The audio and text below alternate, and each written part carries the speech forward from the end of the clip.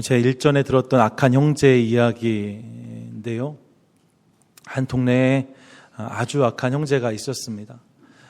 형, 동생 둘이 있는데 둘 중에 하나라도 괜찮았으면 좋으련만 둘 다 아주 악한 형제들이었어요.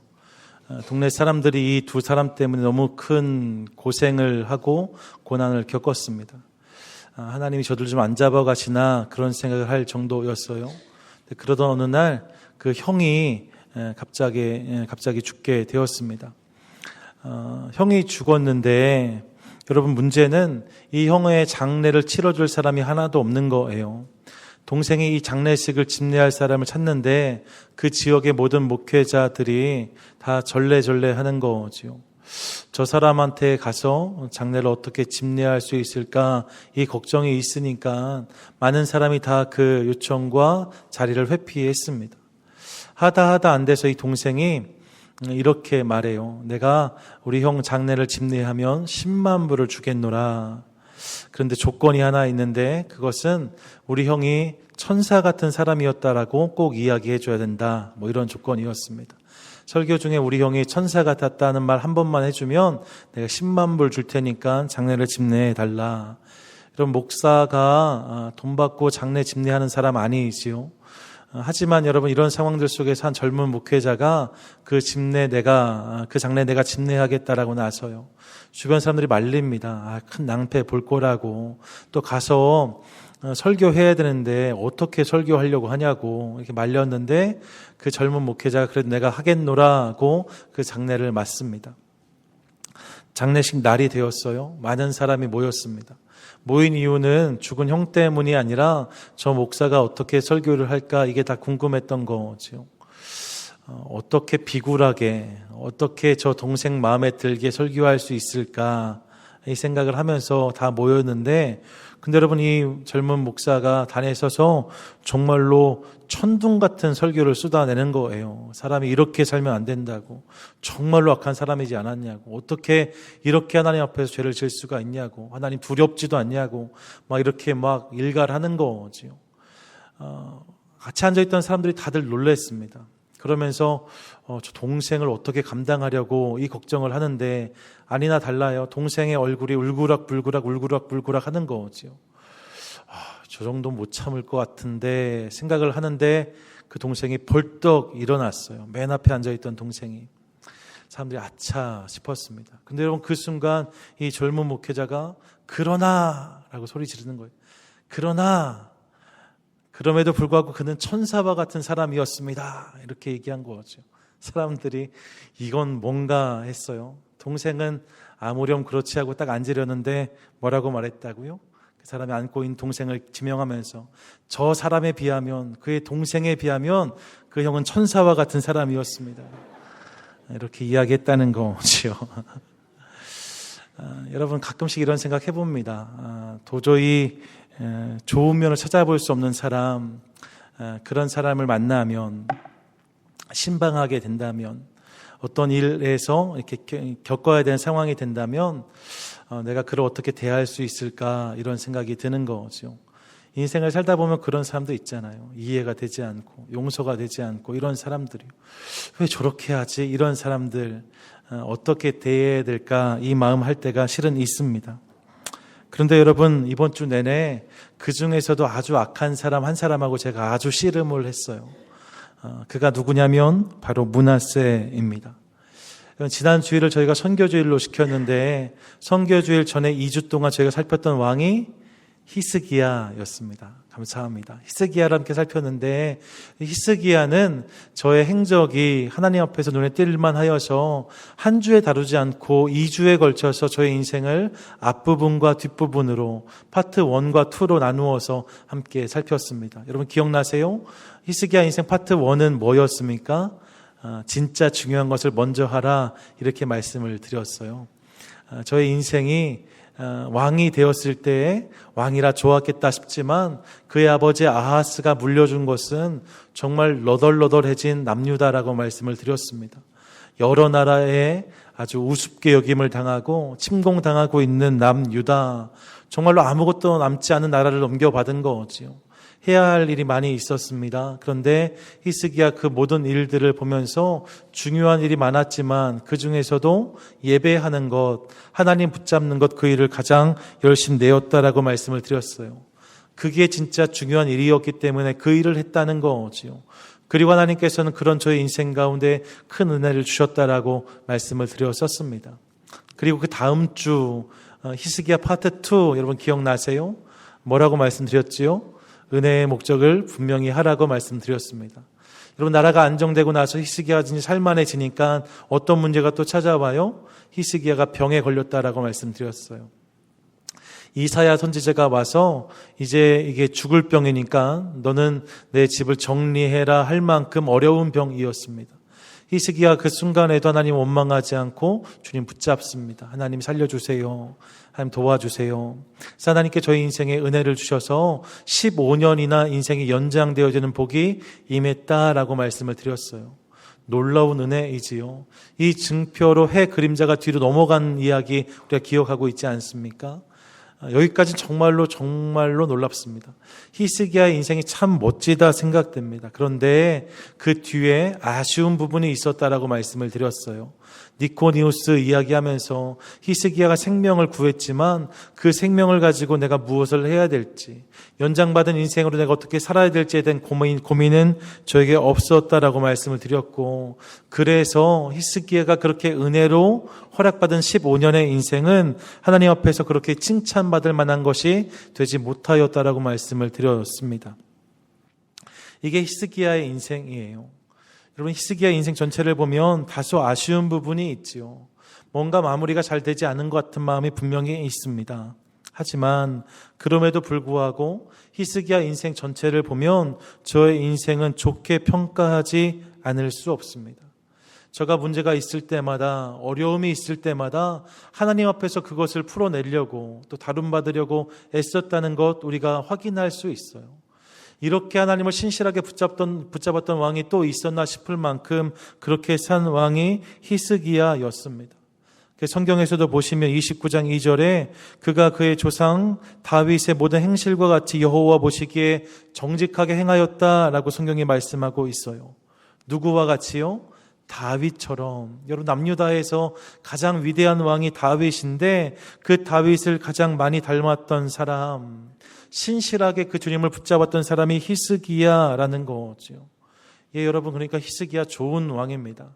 나중에 천국 가서 히스기야 만나시면 옛날에 유목사가 당신 좀 그랬다고 하던데 여러분 이렇게 말씀하시면 절대로 아니돼요. 좋은 왕이에요. 좋은 왕입니다. 저하고 비교가 되지 않아요. 그런 히스기야를 봤기 때문에 여러분 그 다음 왕에 대한 기대함이 저희에게 있습니다. 썩어도 준치라고 하잖아요. 또 부전자전이란 말도 있지 않습니까? 아버지가 이토록 탁월한 왕이었으니까 아마 그 아들은 그만큼까지는 아니었다 손치더라도 그래도 그런 신용은 낼 수 있는 왕이었겠지. 이런 기대와 그런 설렘이 저희 마음 한켠에 자리하는 거지요. 그런데 여러분 그렇게 생각하면서 성경을 넘기면 역대하 32장에서 33장으로 넘어가는 순간 우리가 깜짝 놀라게 됩니다. 왜냐하면 히스기야의 아들이 누구라고 소개돼요? 므낫세라고 소개되고 있기 때문입니다. 므낫세는요, 많은 성경학자들이 북이스라엘에 아합이 있었다면 남유다에는 므낫세가 있었다 이렇게 평가받는 사람이에요. 그만큼 악하고 그만큼 지독했던 사람이 므낫세입니다. 므낫세라는 이름의 뜻이 잊어버리다예요. 잊혀지다. 여러분 그가 정말로 잊어버린 인생을 살았다는 것 우리가 확인할 수 있는 거지요. 얼만큼 악했는가? 여러분 오늘 성경을 보시면 2절부터 시작해서 7절의 첫 번째 문장까지가 이 므낫세의 죄상을 고발하고 있는데 먼저 2절에 보시면 이렇게 말씀해요. 그가 여호와 보시기에 악을 행하여 이스라엘 자손 앞에서 쫓아내신 이방 사람들의 가증한 일을 본받았다라고 말합니다. 무슨 말이에요? 가나안 땅에 들어갈 때, 그 이스라엘 땅을 차지할 때 그 땅에서 몰아낸 그 땅의 거민들이 있었는데 그들이 섬겼던 모든 신들을 므낫세가 다 수용했다는 것이지요. 이어지는 본문을 보시면 그의 악행을 보다 구체적으로 낱낱이 고발하게 되는데 3절을 보니까 그가 산당을 다시 세우고 바알을 위해 제단을 쌓았고 아세라 목상을 만들었고 하늘의 일, 월, 성, 신, 그러니까 해, 달, 별 이런 것들을 섬기고 경배했다라고 말씀합니다. 하나님께서는 분명히 나 외에 다른 신을 섬기지 말라고 말씀하셨는데 여러분 므낫세는 절대로 그렇게 하지 않았다는 거예요. 이 하나님 말씀이 조금도 요즘 말로 1도 작동하지 않았던 인생이 므낫세의 인생이라는 거지요. 뿐만 아니라 4절과 5절에 보시면 더 나아가서 그가 예루살렘 성전이요 하나님을 섬기고 예배하는 그 전에 제단을 쌓아놓고 그곳에서 우상을 숭배했다라고 성경은 말씀하고 있습니다. 하나님을 지극히 열심히 섬겨야 되는 여호와의 전에 우상 딴지를 들여놓았다는 거예요. 예배당 한가운데 불상을 세웠다는 이야기와 진배가 없습니다. 그런 악행을 저지르는 게 므낫세입니다.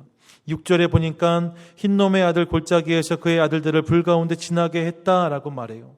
몰래 제사한 거지요.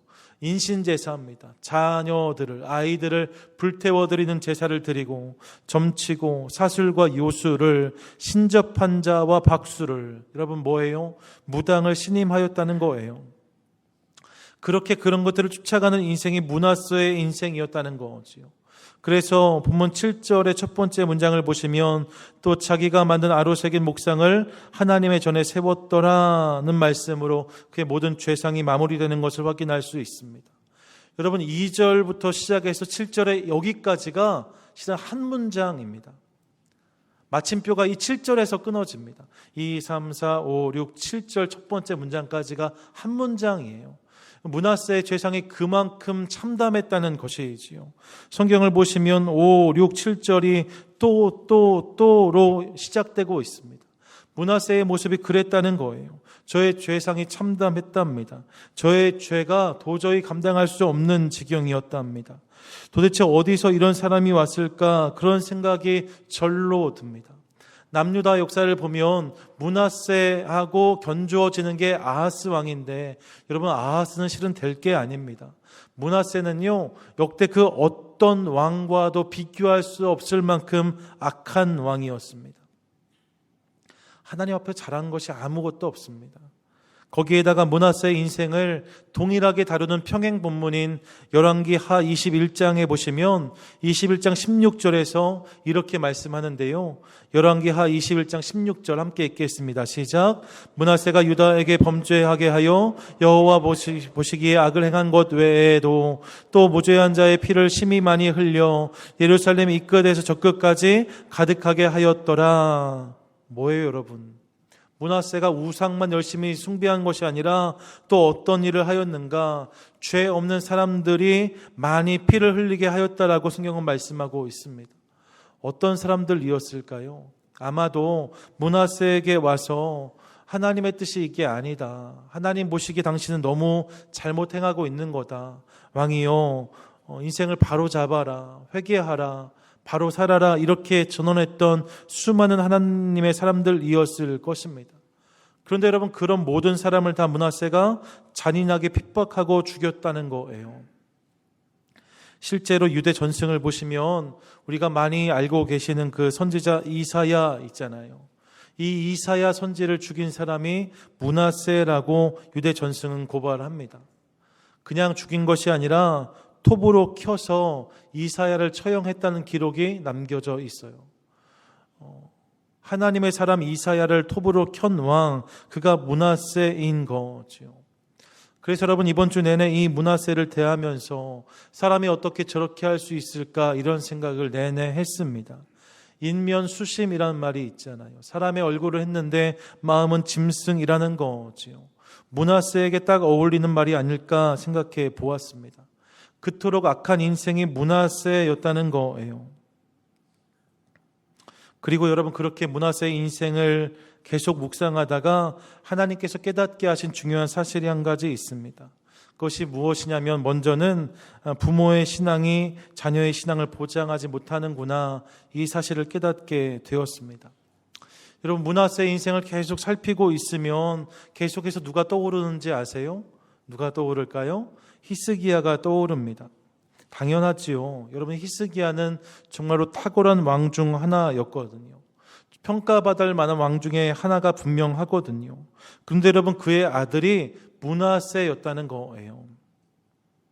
무엇입니까? 여러분, 내가 거듭나는 게 중요하다는 것 우리가 깨달을 수 있습니다. 나의 중생이 중요합니다.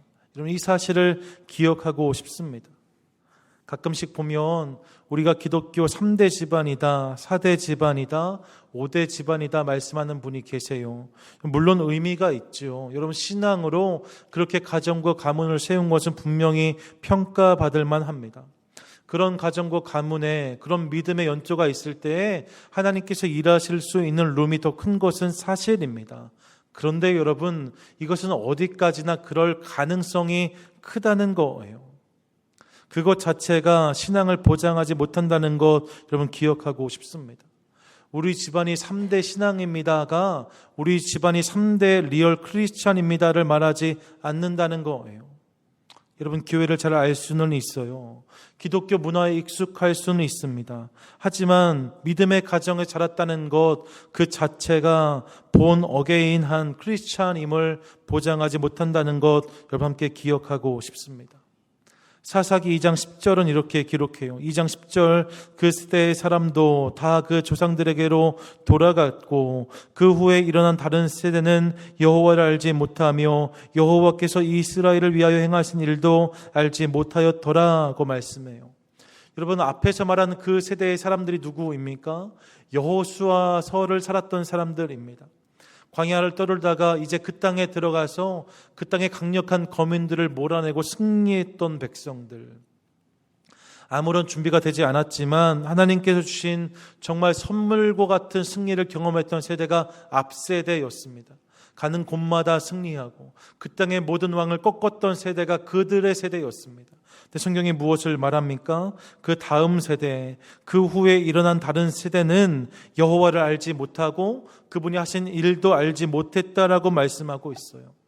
앞세대가 찬란한 영광의 여호수아의 세대였다면, 그래서 여러분, 뒷세대는 성경에서 가장 어두운 부분인 사사기의 세대를 나고 있는 것을 우리가 확인하게 되는 거지요. 므낫세에게만이 아니라 모든 인생에는 이런 일이 가능할 수 있다는 것입니다.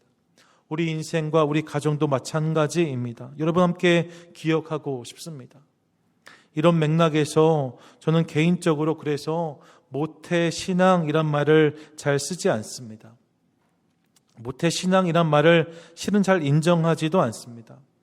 여러분, 신앙이 뭐예요? 신앙은 내 결단과 내 고백의 행위입니다. 그걸 신앙이라고 하는 거예요. 내가 하나님을 붙잡고 내가 하나님을 믿는다 고백하는 게 신앙입니다. 그렇다면 여러분, 모태 신앙 이게 가능할까요?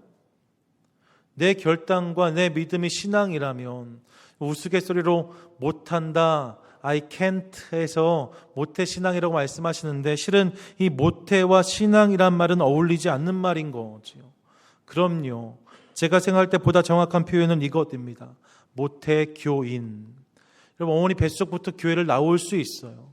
교인이 될 수 있습니다. 하지만 모태에서부터 신앙을 가질 수는 없습니다. 모태에서부터 교회를 나온 것이 신앙을 보장하지 않는다는 거지요. 여러분, 이 사실을 꼭 기억하시기 바라요. 그러므로 여러분, 이 므낫세의 모습을 보시면서 우리 자녀들, 우리 손주들이 정말로 거듭난 하나님의 백성, 리얼 크리스찬이 될 수 있도록 함께 깨어 기도하는 저와 여러분 될 수 있기를 간절히 소망합니다. 부모의 손에 이끌려 나오고 할아버지 때부터 나왔으니까 나오는 그런 교회가 아니라 저들의 인생 가운데 분명한 책임과 경험이 있어서 하나님의 은혜를 구하고 하나님을 찬양하고 예수 그리스도의 십자가를 나를 위한 십자로 고백하는 귀한 믿음의 세대가 우리 자녀들, 우리 손주들이 될 수 있도록 함께 기도해 주시기 바랍니다. 그런 맥락에서 여러분의 기도 제목에 꼭 우리 다음 세대, 우리 차세대를 함께 넣어주실 것을 또 부탁드려요. 몇 주 전에 여러분 집에서 저희 집사람하고 이런저런 이야기를 하다가 의견이 좀 차이가 났는데 저도 모르게 제가 언성이 좀 높아졌어요. 여러분, 저를 보셔서 아시겠지만 제가 어디 성내게 생겼습니까? 그런데 집에서는 그렇지 않아요. 언성이 높아졌어요. 집사람도 언성이 높아졌고 저희 둘이 목소리가 확 올라가는 순간이었는데 저희 둘째하고 셋째가요. 그냥 그 자리에 있었던 거죠. 얘기를 하다가 언성이 올라간 거니까요. 둘째하고 셋째가 있다가 저희가 언성이 확 올라가니까 이 녀석들이 눈을 감고 손을 모으더라고요. 제가 야 니네 뭐하냐 그랬더니 예수님한테 엄마 아빠 안 싸우게 해달라고 기도하는 거라고 그렇게 이야기했습니다. 오죽만이 싸웠으면 여러분 이렇게 생각하시면 큰 오산입니다. 그런 거 아닙니다. 저희 아이들 예배 끝나고 가셔서 엄마 아빠 많이 싸우냐 여러분 이렇게 묻지 않게 되시기를 축복합니다. 묻는 자에게. 네. 예, 여러분 제가 그것을 보면서 오렌지 교회 유치부의 귀함을 한 번 더 발견했어요. 어제도 집에 들어가서 아이들 머리에 손 얹고 기도하면서 하나님, 아빠가 채우지 못하는 자리, 엄마가 채우지 못하는 자리 하나님이 채워주십시오 이렇게 기도했는데 여러분 그 자리를 우리 교회 유치부가 채워주고 있더라고요. 거기서 그렇게 가르치고 예수님을 전했다는 것 저희가 얼마나 감사했는지 모릅니다. 우리 다음 세대가 그렇게 세워지는 것 참 중요한 일이라는 거지요. 그런 맥락에서 여러분 저는 오늘이 이런 부분만큼은 제2의 선교주일이다라고 말씀드리고 싶어요. 왜냐하면 우리가 흔히 선교지라고 말하면 1차적으로 그 선교지는 로컬의 개념을 갖습니다. 지역적으로 먼 지역이 선교지라는 거지요. 근데 여러분 근데 그것만 선교지가 아니에요. 또 다른 선교지가 있습니다. unreached people이 또 있을 수 있어요. 아직 닿지 않은 사람들 누구입니까? 다음 세대입니다. 우리가 아직 경험하지 않은 다음 세대의 우리의 자녀들, 우리의 손주들, 우리의 후손들, 여러분 저들이 분명히 unreached people인 거지요. 그러므로 여러분 저들을 기억하여서 함께 기도하는 저와 여러분 될 수 있기를 간절히 소망합니다. 저들이 복음 위에 분명히 세워질 때 우리 가정과 가문이 소망이 있다고 저는 믿습니다. 엄마의 하나님, 아빠의 하나님, 할아버지, 할머니 하나님을 넘어서 저들이 나의 하나님을 고백하기 시작할 때에 하나님의 나라는 저들 통해서 이 땅 가운데 임하게 될 줄로 믿습니다. 바라기는 오늘 세대의 신앙이 내일 세대의 신앙을 보장하지 못한다는 사실을 함께 기억하시면서 하나님 므낫세를 보니까 히스기야의 아들도 별 수가 없네요. 그러므로 하나님 우리 자녀들, 우리 손주들 저들이 거듭나게 해주십시오. 하나님 분명히 새겨지는 인생이 되게 해주십시오. 함께 구하고 응답받는 저와 여러분 될 수 있기를 간절히 소망합니다. 또 이 므낫세의 모습을 보면서 하나님께서 깨닫게 하신 또 다른 부분이 있는데 그것은 여러분 우리에게 우리 눈에 보이는 것만으로 하나님을 예단하거나 판단하면 안 된다는 사실을 하나님이 우리에게 깨닫게 하십니다. 무슨 말이에요? 우리는 결코 현상을 통해서 하나님을 다 이해하거나 다 판단할 수 없다는 사실, 이것을 우리가 인정해야만 된다는 것입니다. 본문을 읽으면서 여러분 그가 히스기야의 아들이었다는 것 외에도 또 한 가지 의아한 부분이 있었습니다.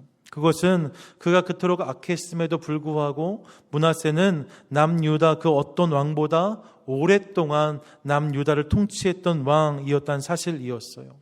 성경을 보십시오. 1절에 보시면 므낫세가 이 12살의 왕이 되었는데 그가 몇 년 동안 다스렸다고요? 55년 동안 예루살렘에서 다스렸다라고 성경은 말씀하고 있습니다. 여러분 5년이 아닙니다. 15년이 아닙니다. 무려 55년입니다. 정말로 긴 시간 이 므낫세가 남유다의 왕으로 역할하였다는 거죠. 놀라운 것은요, 이 므낫세가 남유다에서 통치 기간이 가장 긴 왕이라는 거예요. 생각해 보십시오. 주만 바라볼지라 고백했던 여호사밧도 22년 동안 다스렸습니다. 그나마 괜찮은 왕이라 평가할 수 있는 우시야도 41년 동안 이 나라를 다스렸습니다.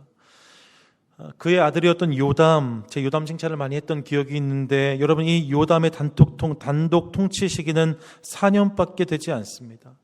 히스기야도 29년을 통치한 것이 다입니다. 심지어 여러분 다윗 왕이요, 이스라엘의 가장 위대한 왕 다윗도 이스라엘을 다스린 기간은 40년에 지나지 않습니다. 어떤 왕도 므낫세 같지 않았다는 거예요. 다윗도 40년이었는데 그런데 여러분 므낫세가 몇 년을 다스려요? 55년이요. 여러분 55년이나 그 땅에서 왕 노릇을 하였다는 거지요. 저는 여러분 이것이 도저히 이해가 되지 않습니다. 하나님이 살아계시다면 어떻게 이런 일이 가능했을까라는 생각이 절로 들지 않을 수 없는 거지요. 만약에 우리가 그날 그 시대를 살고 있었다면 우리는 55년 동안 끊임없이 질문했을 거예요. 하나님, 이걸 보고 계신 한 겁니까? 하나님, 므낫세를 아시기나 하시는 겁니까? 이렇게 질문했을 수 있다는 거지요. 근데 여러분 성경을 보시면 하나님은 분명히 이 모든 것을 보고 계셨고 또 이 모든 상황들을 알고 계셨고 결국 마지막 순간에 저희 인생 가운데 역사하셨음을 우리가 확인할 수 있습니다. 그 10절의 본문도 여호와께서, 11절에서도 여호와께서, 13절에서도 하나님이라고 언급하는 것을 우리가 확인할 수 있어요. 그런데 그럼에도 불구하고 므낫세의 통치 기간은 55년이나 된다는 거죠. 여러분 이것을 우리는 이해하기 어렵습니다. 그런데 하나님이 우리에게 이렇게 말씀하세요. 우리가 하나님의 일을 원래 다 이해할 수 없다고 말씀하십니다. 눈에 보이는 현상과 상황만으로 그러므로 하나님을 예단하고 판단하는 것, 그것은 우라고 말씀하세요. 여러분 이것을 인정하는 것이 겸손이고 믿음이라는 것을 기억하시기 바랍니다. 반대로 생각하면 그렇기 때문에 여러분 상황만 보고 우리 마음대로 그것을 평가하고 판단하고 이야기하는 것은 교만이고 불신앙일 수 있습니다. 이것을 우리 마음에 오늘 새겨가고 싶습니다. 여러분 인생에 생기는 모든 일들을 다 이해하며 살아가십니까? 내 삶에서 벌어지는 모든 일이 다 이해가 가세요? 설명이 되십니까? 실은 그렇지 않잖아요. 저도 이해되지 않는 일이 너무나 많이 있습니다. 설명되지 않는 부분이 있어요. 여러분 이해되는 것보다 납득이 되는 것보다 그렇지 않은 게 훨씬 더 많은 것이 나의 인생인 것을 우리가 깨닫습니다. 그런데 여러분 내 인생도 다 이해하지 못하면서 가끔씩 보면 남의 인생을 판단하고 평가하는 분들을 만납니다. 이게 얼마나 위험한지 모릅니다. 그럼 어떤 일이 생기면 그건 아마도 저 사람에게 이런 문제가 있기 때문일 거다. 저 사람이 기도하지 않아서, 저 사람이 예배가 온전치 않아서, 사업이 잘 안 되면 11주가 온전치 않아서, 여러분 그렇게 말하는 사람들이 있습니다. 저는 잘 동의되지 않습니다. 저는 그렇게 인생을 함부로 재단하고 싶지 않습니다. 좀 잘 되면 우리가 잘 몰랐는데 신앙이 좋은가 보다. 좀 뭔가 잘 풀리면 저가 하나님 앞에서 특별한 어떤 부분이 있나 보다. 여러분 이렇게 평가할 수 없다는 거예요. 여러분 이렇게 우리가 섣부르게 그를 판단하고 평가하는 모든 말들이 사람들 마음에 얼마나 큰 상처를 내고 저의 마음을 무너뜨리는지 이런 굳이 설명드리지 않아도 우리는 직간접적으로 이것들을 경험을 통해 알 수 있습니다. 사랑하는 여러분 함께 기억하기 원해요. 우리 인생에 벌어지는 모든 일은요 우리가 다 이해할 수 없어요. 이것을 인정하는 게 믿음이에요. 자꾸만 남의 인생을 보면서 그것을 다 이해하고 판단하려고 해서 말씀하지 마시기 바라요. 내 인생도 마찬가지. 여러분 쉽게 재단하지 마십시오. 왜 선한 자의 인생에 고난이 닥치는지, 왜 지독하게 악했던 왕 므낫세는 남유다에서 가장 긴 55년이란 시간 동안 다스리는 왕이 됐는지 우리는 이해할 수 없습니다. 설명할 수도 없습니다. 하지만 분명한 사실이 하나 있습니다. 그게 뭐예요? 이 모든 일 가운데는 살아계신 하나님이 계셨다는 거예요. 하나님이 이것을 보셨고 하나님이 이 상황 가운데 하나님의 때에 당신의 방법으로 이것들을 풀어내셨다는 거지요. 이 사실을 진심으로 믿고 붙드는 저와 여러분 될 수 있기를 간절히 소망합니다. 이것을 인정함으로 하나님을 고백하기 시작할 때 여러분 이해되지 않는 시간이 지나고 난 자리에서 우리는 결국 그분의 뜻과 계획을 발견하게 될 줄로 믿습니다. 오늘 혹시 고난 당하고 계십니까? 오늘 혹시 어려움 가운데 있으십니까? 여러분 이유가 없을 수 있어요. 지금 다 그게 해석되지 않을 수 있습니다. 하지만 끝까지 믿음으로 견디며 하나님 바라보는 저와 여러분 될 수 있기를 간절히 소망합니다. 그러면 그 시간이 지나고 난 자리에서 하나님은 당신의 마음과 뜻 해석을 우리 삶 가운데 부어주실 줄로 믿습니다. 끝으로 여러분 므낫세의 인생 전체를 살피면서 가장 먼저는 그가 히스기야의 아들이었다는 게 이해가 되지 않았고, 둘째로는 그가 55년이나 통치했다는 것이 이해가 되지 않았는데, 이 두 가지보다 훨씬 이해하기 어려운 가장 납득하기 어려운 부분을 그의 인생 말미에서 만나게 됩니다. 그게 뭐냐면 그런 므낫세도 하나님은 용서하시고 회복시키시더라는 거예요. 여러분, 정말로 그 어떤 의로움도 발견할 수 없는 인생이 므낫세였습니다. 그의 인생을 탈탈 털어도 여러분 흠모할 만한, 칭찬받을 만한 부분이 조금도 없는 것을 발견합니다. 그렇기에 그가 말도 안 되는 징계를 당하고 처참한 죽음을 경험해도 우리 중 그 누구도 저가 안 됐다라고 말하지 않을 것 같습니다. 그래서 본문 11절을 보면 실제로 그의 인생에 하나님의 징계가 임하는 것을 우리가 확인합니다. 11절 함께 읽겠습니다. 시작. 여호와께서 아수르 왕의 군대 지휘관들이 와서 치게 하심에 그들이 므낫세를 사로잡고 쇠사슬로 결박하여 바벨론으로 끌고 간지라. 뭐예요, 여러분? 하나님이 므낫세를 치셨다는 거예요. 그래서 여러분, 남유다 왕 중에 처음으로 아수르 왕에게 쇠사슬에 결박당하여서 바벨론까지 끌려갑니다. 아수르 당시의 왕이 에살핫돈이라는 왕이었는데 이 왕은 바벨론 왕하고 아주 돈독한 사람이었거든요. 그러니까 아마도 전리품으로 자랑하려고 이 므낫세를 끌고 갔던 것 같아요. 바벨론까지 끌려가는 수치를 저가 당했다는 거지요. 여기까지는 하나도 이상하지 않습니다. 어떻게 말씀드리면 당연해 보입니다. 이 모든 것이 당연한 하나님의 징계겠거니 당연한 하나님의 심판이겠거니 여겨집니다. 그런데 여러분, 11절에 이런 일이 있었는데 13절에 보면 우리가 이해하기 어려운 상황이 펼쳐집니다.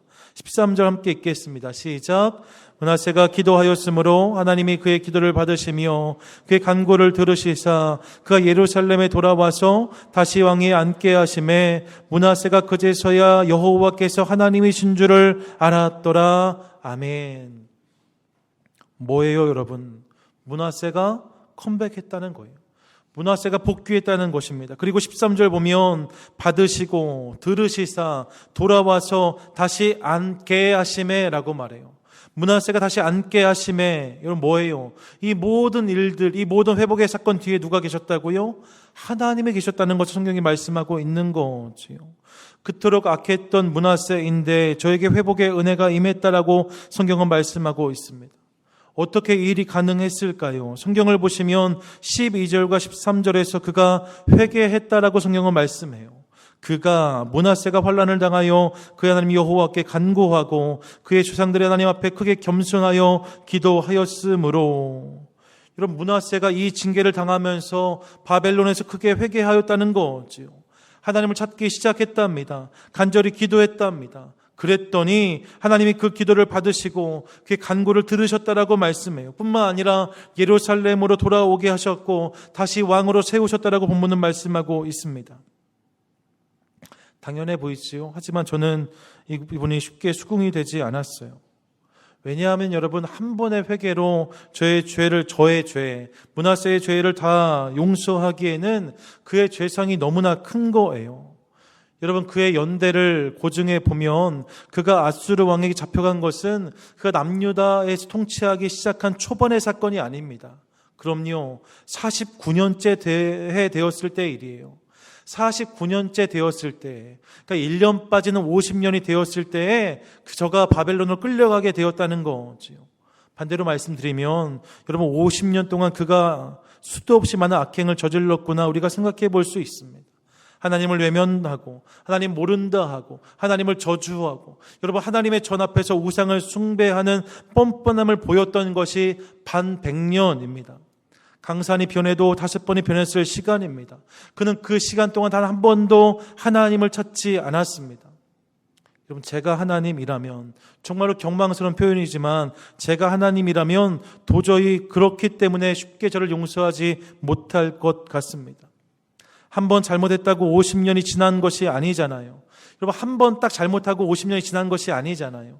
계속해서 저의 죄가 50년 동안 이어져 왔거든요. 문장이 2절부터 7절까지 끊어지지 않았던 것처럼 50년 내내 그가 그렇게 살았답니다. 여러분, 그의 죄상이 그토록 참담했답니다. 이사야를 죽인 사람도 그이고 하나님의 수많은 사람들을 죽였던 사람도 저였답니다. 도저히 용서받을 수 없는 인생이 므낫세의 인생인 것처럼 보입니다. 이런 생각이 드는 거예요. 하나님, 잘 생각해 보세요. 50년입니다. 하나님, 50년 동안 하나님을 듣지 않았습니다. 이사야를 톱으로 켠 사람도 그입니다. 수많은 하나님 사람을 죽인 사람이 그입니다. 온갖 우상을 숭배했습니다. 지금도 하나님 전에 그가 세운 우상들이 있습니다. 하나님 혹시 모르시는 거 아닙니까? 벌써 잊으셨어요? 이 말이 마음속에 들어오는 거지요. 어떻게 므낫세 같은 사람을, 여러분 이런 생각이 드는 거예요. 그런데 그럼에도 불구하고 하나님은 그를 향한 결정이 용서하셨다라고 말씀합니다. 그의 삶의 회복의 은혜가 임했다라고 말씀한다는 거지요. 그냥 인간적으로 생각해보면 도저히 이해할 수 없는 결정입니다. 어떻게 한 번의 회개로 50년의 죄가 이렇게 될 수 있을까, 이런 생각이 드는 거예요.